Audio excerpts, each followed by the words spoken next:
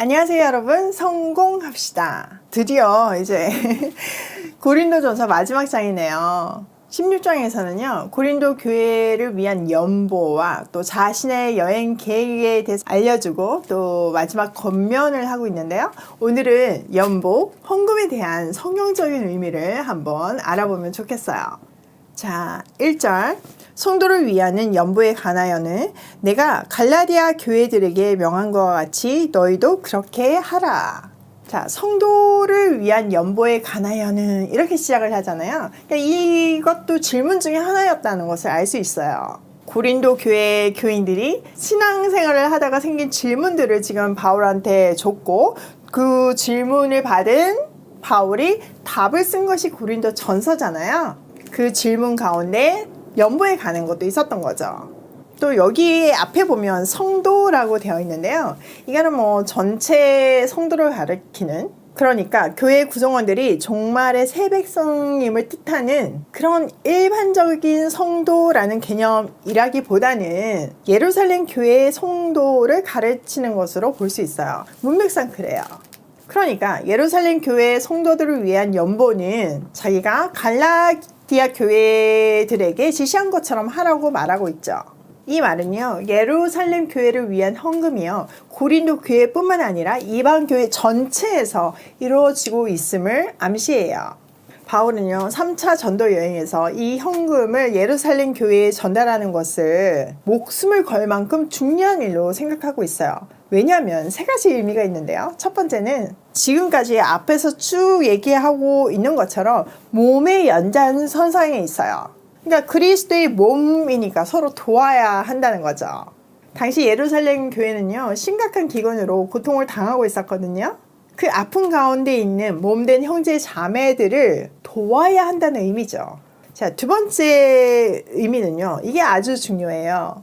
만약에 예루살렘 교회가 이방 교회가 거둔 헌금을 받아들인다면요, 그들을 형제 자매로 받아들인다는 의미예요. 원래 유대인들은요 이방인들을 개돼지 취급했잖아요. 그러니 바울은 자기가 3차에 걸친 이방 선교가 결실을 맺냐 못 맺냐 그 문제였던 거죠. 그래서 모든 이방 교회들에게 이 헌금 전달의 메시지를 전하고 준비시키고 있었어요. 세 번째, 이방인의 헌금은 구약 선지자들이 여러 번 예언한 종말에 이방인들이 예물을 가지고 시온으로 와서 하나님께 예배를 드릴 것이라는 그 예언들의 성취로 보았어요. 이렇게 깊은 신학적이고 구원사적인 의미를 가졌기 때문에 바울은 이방인 헌금 사절단들과 함께 예루살렘으로 목숨을 걸고 돌아왔고, 결국 죽을 고비를 넘기면서 체포당했어요. 그 결과 로마로 압송당했고요. 문제는요, 이 문제 많은 고린도 교회가 이것도 그냥 넘어가지 않았던 거죠. 바울의 헌금 모집 프로젝트를 오해하고 따르지도 않았을 뿐더러 심지어 자기를 위해서 돈을 모으는 거짓 사도로 공격까지 했어요. 이 일은요 유대로부터 온 대적자들이 주동이 되었기 때문에 아주 심각해졌어요. 사실 지금 고린도 전서를 쓰고 있는 당시만 해도요 질문지를 보내올 정도니까 바울을 사도로 인정하고 존경하는 꽤 괜찮은 관계예요. 그런데 고린도 후서에 보면요, 바울을요 거짓 사도로 오해하는 것에서 넘어서 아예 그냥 사기꾼으로 몰고 있는 것을 알 수 있어요. 그래서 바울은 고린도 후서 10장에서 13장에 아주 강한 어투로 자기의 사도됨을 증명하고 자비량으로 선교했음을 강조해요. 당신들이 내가 자비량 선교하는 거 다 봤으니까 돈 때문에 이렇게 모금을 한다는 거 정황상 맞지 않지 않냐, 재정적인 진정성을 호소하죠. 자, 이 내용은요 고린도 후서에서 다시 다룰 거니까 정황은 기억해 두세요. 자, 2절. 너희도 매주 첫날에 너희 각 사람이 수입에 따라 모아두어서 내가 갈 때 연보를 하지 않게 하라. 자, 헌금 거둠에 대해서 아주 구체적인 지침을 줘요. 이 헌금은요 뭐 주일마다 하는 그런 헌금이 아니라, 이 헌금은요 고통받고 있는 예루살렘 교인들을 위한 목적형 헌금이었어요. 그 목적형 헌금을 거두는 방법을 아주 구체적으로 말해줬잖아요. 매주 첫날, 언제예요? 네, 지금의 주일이죠. 안식일이 토요일이고 안식일 다음 날이 매주 첫날 주일이죠. 그 주일에 각 사람이 자기의 수입에 따라서 일부를 떼어서 저축을 해두라고 말해요. 그리고 자기가 갔을 때 갑자기 하지 말래요. 여러분, 갑자기 헌금을 하면요, 감정적으로 할 수밖에 없어요. 그러니까 이 말에는요, 매주 환난 가운데 있는 예루살렘 교인들을 위해서 저축하면서 그들을 위해서 기도하고 그들을 위한 마음을 담아서 준비하라는 거죠. 이거는 우리에게도 아주 중요한 지침이에요. 우리도 뭐 이렇게 정말 그 구호단체에서 올라오는 불쌍한 사진을 보고 갑자기 충동적으로 헌금을 하는 경우도 있죠. 물론 그것도 필요하긴 하지만 계획적으로 마음을 다해서 하라는 얘기예요. 또 어떤 설교자의 몰아가는 설교에 헌금을 결정하기도 하죠. 때로는 내가 어떤 이루고 싶은 소망이 있을 때 그 조건으로 하나님한테 하나님, 제가 요만큼 헌금할 테니까 이거 들어주세요 라고 하기도 해요. 이거 완전 협상이죠. 실제로 제 주위에 어떤 신앙 좋은 지인이 있었거든요. 근데 그분이 뭐 사기로 땅을 샀대요. 잘못 산 거예요. 그러다 보니까 그 땅이 팔리지도 않고 돈이 묶인 거죠. 그래서 저한테 기도 부탁을 하면서 이거 팔리면 자기가 11조 할 거라고 이렇게 단서를 붙이더라고요. 제가 그 말을 듣고 참 오랫동안 마음이 아팠던 기억이 나요. 하나님은 그런 조건 때문에 움직이시는 분이 아니에요. 이 우주 만물이 다 그분의 소유인데 그 조그만 돈이 뭐가 필요하겠어요. 그런 것들은 다 건강한 헌금이 아니에요. 헌금은요, 대가나 조건이 아닌 구원받은 하나님의 자녀들의 신앙 고백이자 감사의 결과로 나오는 거예요. 모든 것이 주의 것이라는 신앙 고백이 분명할 때 우리는 모든 물질을 청지기로서 맡기신 분의 뜻대로 사용할 수 있어요. 저는요, 지갑에 두둑히 헌금 봉투를 넣고 다녀요. 내 물질의 주인은 하나님이심을 지갑을 열 때마다 기억하게 돼서 좋더라고요. 게다가 저는 10년 넘게 강야 생활을 했잖아요. 뭐 지갑뿐만 아니라 은행 잔고에 진짜 빵 흘릴 때가 몇 년이 있었어요. 그때는 뭐 드리고 싶어도 드릴 수가 없었어요. 그런데 하나님의 은혜로 강야를 통해 사람이 떡으로만 사는 것이 아님을 확실히 배울 수 있었고, 이제 그 흘려 보낼 수 있는 은혜를 누릴 수 있게 해주심이 너무나 감격스러워요. 그래서 지갑을 열 때마다 그 간격을 새롭게 누리고 그 물질의 주인이 하나님이심을 고백해요. 회사의 11조, 월급의 11조는 기본이고 하나님이 마음 주실 때 언제든지 지갑을 열어요. 근데 그 후원은요, 절대로 충동적으로 하지 않아요. 가족들하고 상의하고 기도를 충분히 해보고 또 일정 기간 동안 그 마음이 변치 않을 때 그곳으로 물질을 흘려보내죠. 바울도 지금 얘기하는 거가 감정적이고 충동적이고 분위기에 밀려서 하는 그런 헌금이 아닌 신앙 고백과 이웃사랑을 담은 진정한 연보, 헌금을 하라고 말하고 있어요. 자, 3절.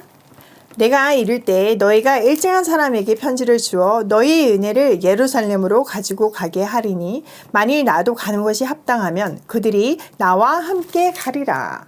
자, 헌금은요, 자기가 직접 갖고 가는 것이 아니라 교회의 대표단이 가지고 간다고 말해요. 물질에 있어서 투명함을 유지하면서 재정 관리하는 지혜가 돋보이죠. 또 지금 이때만 해도 바울은요, 자신이 갈지 안 갈지를 아직 확실하게 결정 못하고 있어요. 만약 가게 된다면 헌금 대표단과 함께 갈 거래요. 나중에 고린도에서 쓴 로마서에 보면 가기로 결정한 걸 볼 수 있죠. 자, 다음 단락인 5절에서 12절까지는 여행 계획과 추천이에요. 자, 5절. 내가 마케도냐를 지날 터이니 마케도냐를 지난 후에 너희에게 가서 혹 너희와 함께 머물며 겨울을 지낼 듯도 하니 이는 너희가 나를 내가 갈 곳으로 보내어 주게 하려 함이라. 자, 바울은요, 지금 에베소에서 이 고린도 전서를 쓰고 있어요. 그리고 고린도 교회 교인들에게 자신의 앞으로의 여행 계획을 말해요. 마케도냐를 거쳐, 자, 마케도니아에는 어떤 교회들이 있나요? 빌립보 교회, 데살로니가 교회, 베레아 교회들이 있죠. 그런 교회들을 거쳐서 고린도에 가면 뭐 잠깐 들렀다가 가는 것이 아니라 좀 기간을 두고 함께 지낼 예정이래요. 어쩌면 겨울을 나게 될지도 모르겠어요. 이렇게 말하죠. 그리고 자기 그 다음에 가려는 곳 어디예요? 네, 맞아요. 로마예요. 로마로 가는데 도움을 줄 것을 부탁해요. 7절 이제는 지나가는 길에 너희 보기를 원하지 아니하노니 이는 만일 주께서 허락하시면 얼마 동안 너희와 함께 머물기를 바람이라. 주님이 원하시면 얼마간 너희랑 함께 머물고 싶대요.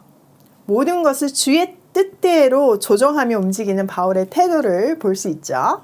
자, 8절 내가 오순절까지 에베소에 머물려 함은 내가 강대하고 유효한 문이 열렸으나 대적하는 자가 많음이라. 자, 에베소에서 오순절까지는 머물겠대요. 그렇게 더 머무는 이유는 전도의 문이, 복음의 문이 활짝 열렸기 때문이에요. 물론 늘 그렇듯이 반대하는 사람도 많지만요. 바울은요, 에베소에서 3년간의 가장 긴 목회를 했어요. 처음에는 유대인 중심의 해당 중심으로 하다가 유대인들의 방해가 심해지자 두라노 서원으로 옮겨서 이방인들에게 복음을 전하죠. 중동에는 낮잠 시간이 있잖아요. 시에스타가 있잖아요. 그 시간을 이용해서 말씀을 전한 것으로 알려져 있어요. 자, 10절 디모데가 이러거든 너희는 조심하여 그로 두려움이 없이 너희 가운데 있게 하라. 이는 그도 나와 같이 주의 일을 힘쓰는 자임이라. 그러므로 누구든지 그를 멸시하지 말고 평안히 보내어 내게로 오게 하라. 나는 그가 형제들과 함께 오기를 기다리노라. 바울은요, 동력자 디모데가 이 편지를 가지고 가거든 잘 대해주라고 부탁해요. 자, 디모데는 바울의 믿음의 아들이죠. 그런데 뭐 다른 서신서나 이런 데 보면 마음이 유약한 사람이었어요. 물론 나이도 어렸고요. 그러니까 그가 어리다고 업신여기지 말고 평안한 마음으로 돌아올 수 있도록 잘 대해주라고 부탁하고 있어요. 자, 12절 형제 아볼로에 대하여는 그에게 형제들과 함께 너에게 가라고 내가 많이 권하였으되 지금은 갈 뜻이 전혀 없으나 기회가 있으면 가리라. 자, 아볼로도 지금 에베소에 와 있네요. 자, 고린도에는 지금 여러 개의 파가 나누어져 있었어요. 아볼로파, 게바파, 바울파, 크리스토파요. 그 중에서요, 아볼로의 인기가 진짜 높았거든요. 왜냐하면은 그는 탁월한 설교자였기 때문이에요. 고린도 교회는 강한 엘리트주의가 있었잖아요. 특별히 남을 설득하는 학문이 수사학이 발달해서 고린도식 수사학이 있을 정도였어요. 그런 분위기 속에서 언변이 탁월한 아볼로의 인기가 치솟을 수밖에 없죠. 게다가 바울은 고린도 후서에 근거해서 좀 말이 대대한 것으로 추정이 되잖아요. 뭐 고린도 후서에 보면 사람들이 그래는 강하나 말은 좀 못한다 이렇게 하는 소문에 대해서 해명하고 있잖아요. 그러니까 말은 조금 못했던 것 같아요. 바울의 설교를 들으면서 좀 답답해하고 있는 상황에서 탁월한 아볼로의 설교가 더 빛이 났겠죠. 사실 이런 분위기면요, 바울과 아볼로가 좀 사이가 서먹할 수 있어요. 또 아볼로는 자기 인기를 막 몰아갈 수도 있고요. 그러나 바울도 아볼로도 둘 다 성숙했어요. 바울은 아볼로를 형제라고 불러요. 또 고린도 전서 처음에 밝혔던 것처럼 자기는 씨를 뿌리고 아볼로는 물을 주고 자라게 하시는 분은 하나님이라고 말해요.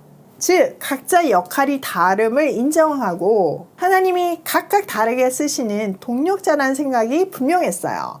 그러니까 경쟁의 상대로 여기지 않았던 거죠. 아볼로도 성숙한 사람이다 보니까 자기 인기가 막 치솟으면서 당파가 생기고 이러니까 마음이 불편했던 것 같아요. 이래서는 안 되겠다 싶어서 에베소에 있는 바울을 찾아온 거죠. 그리스도 안에서 서로에 대한 진정한 신뢰와 사랑을 느낄 수 있어요. 바울이 괜찮다고 다른 형제들과 더불어서 아볼로에게 다시 돌아가라고 여러 번 권하였지만 그는 지금은 갈 마음이 전혀 없다고 밝힌 것 같아요. 미성숙한 일부 성도들이 또 분란을 일으킬 것이 불보듯 뻔했으니까요. 그러나 맡기신 영혼들에 대한 사랑으로 적절한 때가 오면 다시 갈 생각을 하고 있어요. 복음을 제대로 깨달은 성숙한 지도자임을 느낄 수 있죠. 요즘 한국 교회들은요, 진짜 성도 경쟁을 많이 하는 것 같아요. 각자의 왕국이 아닌 바울과 아볼로처럼 아름다운 연합을 하는 모습이 되면 좋겠어요. 자, 오늘 내용을 우리 삶에 한번 적용을 해보면요. 첫 번째, 헌금을 충동적으로 하지 말자. 바울의 지침대로 마음을 담아서 하나님의 사랑을 흘러보내는 우리가 되면 좋겠어요. 두 번째, 계획은 세우지만 하나님의 뜻대로 조정하면서 가자. 아무 계획을 안 세운 게 아니에요. 바울은요, 선교 전략을 아주 철저하게 짰어요. 그렇지만요, 언제나 하나님의 뜻대로 변경할 수 있게 마음을 열었던 것처럼 우리도 그렇게 하자는 거죠. 세 번째, 자기 왕국이 아닌 연합하며 동력하자. 한국 사람은 유난히 참 동력이 힘들어요. 연합하는 것도 참 힘들고요. 그렇지만 연합하고 동력하는 것이 그리스도의 모습이에요. 우리가 모두 노력했으면 좋겠어요. 또 하나 제가 여러분한테 강구하고 싶은 게 있는데요. 여러분, 어린이날 우리가 갈비 보낼 거잖아요. 우리가 작년에 갈비 보낸 것으로 오병이어 기적이 일어나가지고 전국 보육원 아이들을 먹이게 됐고, 그 이후로도 계속 맛있는 먹거리들을 보육원에 보내고 있었어요. 그리고 작년 크리스마스 때 또 오병이어 기적이 일어나서 모든 아이들이 자기가 원하는 선물을 받게 되었어요. 그리고 이제 어린이날을 앞두고 갈비만 보낼까 생각을 하다가요, 지금 코로나 때문에 그런 기관들이 굉장히 닫혀 있어요.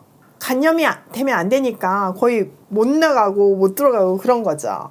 근데 날씨가 좋잖아요, 지금.